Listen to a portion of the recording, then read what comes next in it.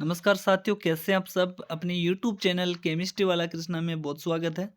तो आज मैं आप लोगों के लिए लेके आया हूँ इम्पोर्टेंट क्वेश्चन पेपर जो सेमेस्टर फेस्ट का है और ये एग्ज़ाम है जो लग चुकी है बच्चों की। उन्होंने मेरे को ये क्वेश्चन पेपर का पीडीएफ भेजा है, तो आप लोग भी देख लीजिएगा। इससे रिलेटेड क्वेश्चन आते हैं और 100% आने की संभावना है।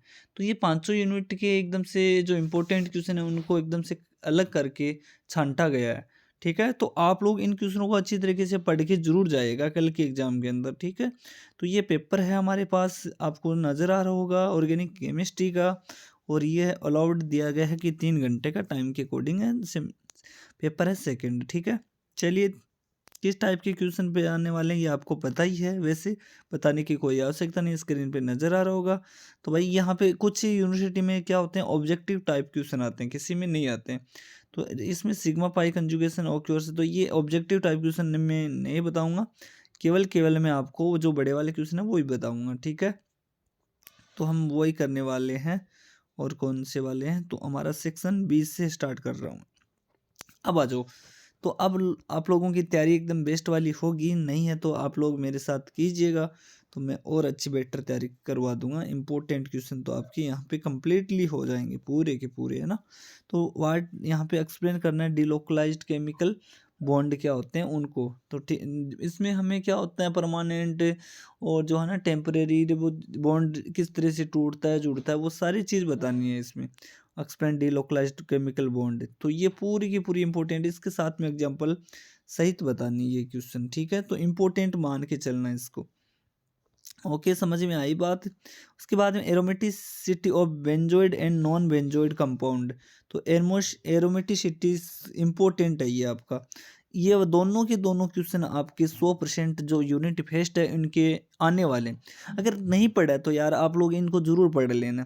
इनके आंसर मेरे पास है, पूरे के पूरे अच्छे तरीके से हैंड रिटन नोट्स के अकॉर्डिंग लिखा हुआ है। Discuss the aromaticity of benzenoid and non benzenoid. तो इनके आंसर लेने के लिए जो हमारी नोट्स पीडीएफ हम प्रोवाइड करवाते हैं बच्चों को, वो इन पे संपर्क करें। 90 57 70 15 45। तो आपको इम्पोर्टेंट क्वेश्चन की पीडीएफ हम देंगे, तो जिसमें आप आराम से पास आउट हो सकते हो। कोई भी खटक नहीं, मतलब यहाँ पे कि मैं कैसे पास होऊंगा, क्या मेरा रिजल्ट अच्छा रहेगा नहीं कल के पेपर। लेकिन ये क्वेश्चन जो मैं बताऊँ उनको पढ़ के जरूर जाएगा आप लोग, और अच्छा पेपर होगा, ये गारंटी के साथ कहता हूँ। तो पहला क्वेश्चन मैंने क्या बता दिया, डिलोकलाइज्ड केमिकल बॉन्ड, और एग्जाम्पल बता देना। उसके बाद में एरोमेटिसिटी क्या होती है, बेंजोइड और नॉन बेंजोइड के लिए, कंपाउंड के लिए बतानी है एरोमेटिसिटी, है ना। उसके बाद यूनिट सेकंड की हम बात कर लेते हैं, what do you understand of chirality. तो ये जो कायरलिटी है, किरलता है, ये क्या है, इसको आप क्या जानते हैं इनके बारे में, वो इनको बताना है। तो ये इंपॉर्टेंट क्वेश्चन है छोटे वाले क्वेश्चन के अंदर। तो इस बात का आप लोग स्पष्ट तौर पे ध्यान रखेंगे। और ये क्वेश्चन आते हैं, ये हर बार एग्जाम के अंदर पूछे जाते हैं। ठीक है जी।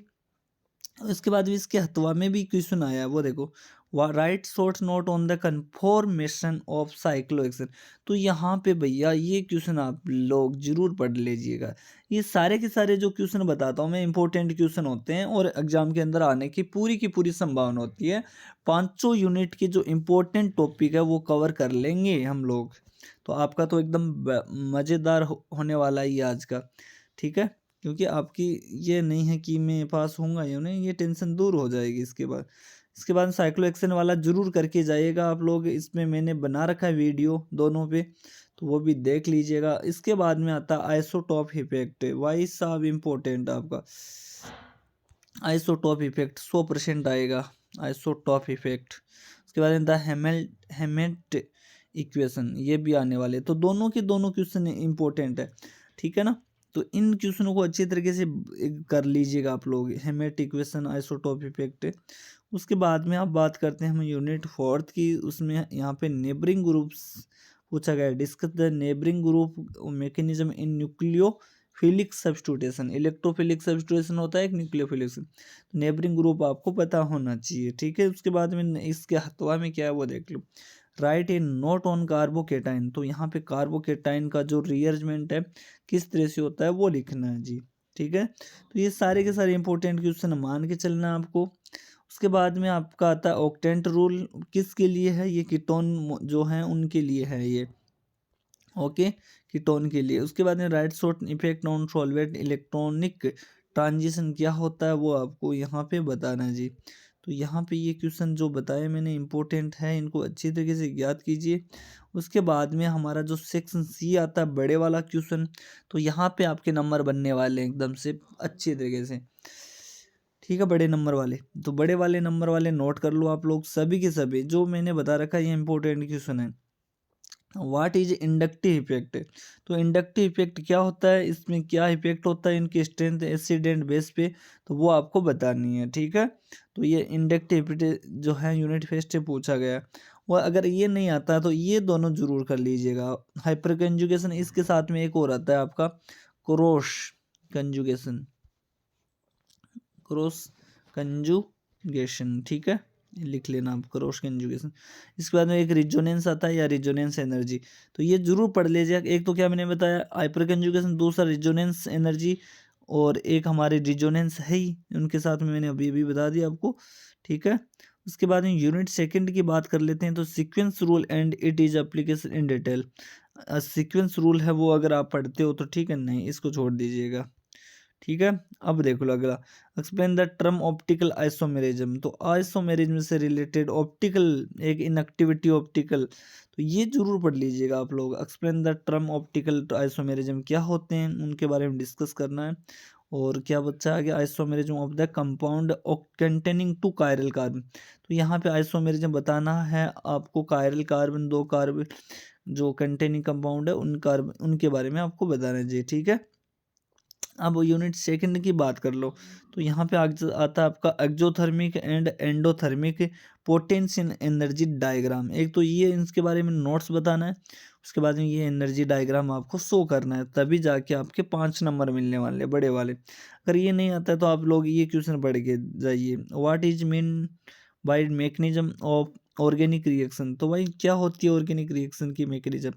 Describe method of determination of reaction में। तो भाई किस तरह से इनकी मैकेनिज्म हमें जो दो विधियों से डिटरमाइन कर सकते हैं वो आपको बतानी है, ठीक है। अब आते हैं हमारे यूनिट फोर्थ वाले क्वेश्चन बड़े वाले। तो what is SN1 and SN2 reaction. तो यहाँ पे ये क्वेश्चन देखो इंपॉर्टेंट है जी। SN1 SN2 reaction mechanism, explain the factor affecting reactivity in substitution reaction. तो 100% आने वाला क्वेश्चन है ये, 100%। तो मैं जो क्वेश्चन बताता हूँ वो आप लोग अच्छी तरीके से पढ़ के चली जाइएगा, तभी आपका फायदा होने वाला है। अगला देखो, व्हाट आर कार्बोकेटाइन। तो कार्बोकेटाइन के बारे में आप क्या जानते हैं, हाउ दे फॉर्मेट, तो किस तरह से हम इसको बना सकते हैं वो बताना है। डिस्कस देयर करेक्टरिस्टिक्स, और इसके क्या गुण हैं वो बताना है जी। तो ये क्वेश्चन भी इंपॉर्टेंट मान के चलना है।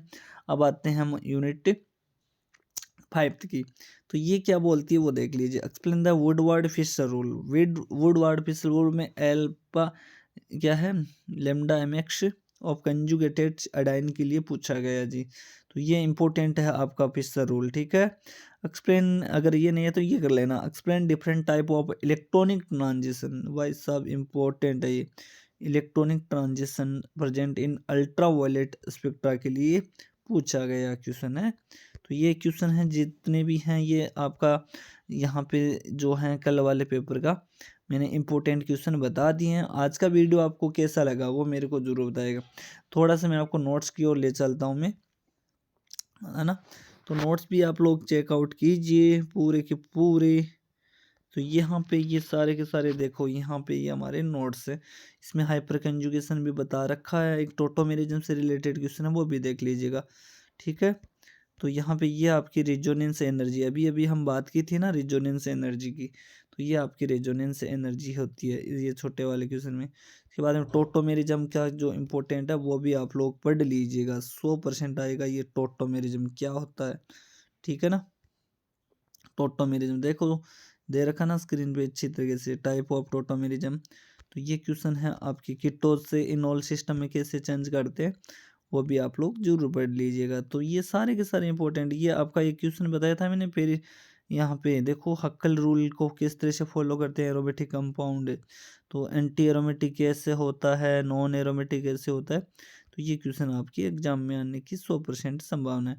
और ये क्वेश्चन मैंने अभी अभी बताया था आपका, इसका आंसर देख सकते हैं ये हमारे नोट्स इस तरह से हैं। एरोमेटिक कंपाउंड 2 टाइप के होते हैं, एक बेंजोइड होता है, नॉन बेंजोइड होता है ना। तो ये सारे के सारे इंपॉर्टेंट क्वेश्चन के ये देखो पीडीएफ तैयार की गई है ये अच्छी वाली।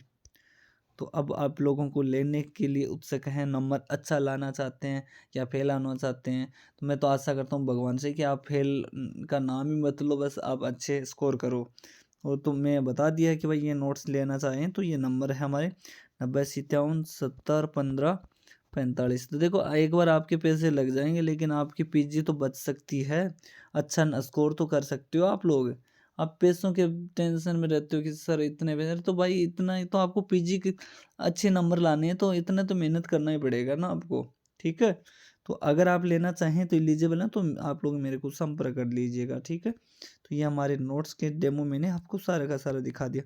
सभी के सभी यूनिट हैं इसमें, एक 304 की पीडीएफ की पेज है ये, देख सकते हैं आप लोग। 304 में सारे के सारे इंपॉर्टेंट क्वेश्चन भी हैं और नोट्स भी हैं जी। तो आज का ये लेक्चर आपको कैसा लगा मेरे को ज़रूर बताइएगा और मिलते हैं नेक्स्ट वीडियो में। Thank you so much guys, और अभी तक लाइक नहीं किया तो लाइक ज़रूर कर दें। Thank you.